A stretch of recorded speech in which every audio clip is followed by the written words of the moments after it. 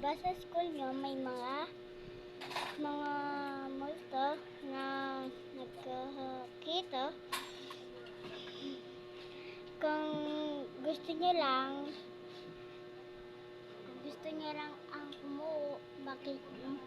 makakita ng gusto mo ng cash o iPhone, i-click nyo lang yung bio ko sa TikTok. Ayun.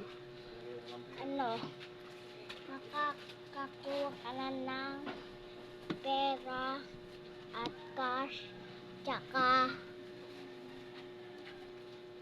cellphone. O, balik na tayo sa kwento. Naniniwala ka ba?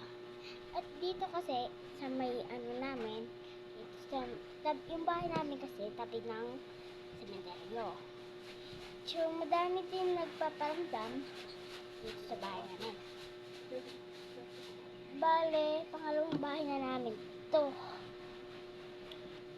Dito, malapit din naman yung ilog dito. May naribing din dun.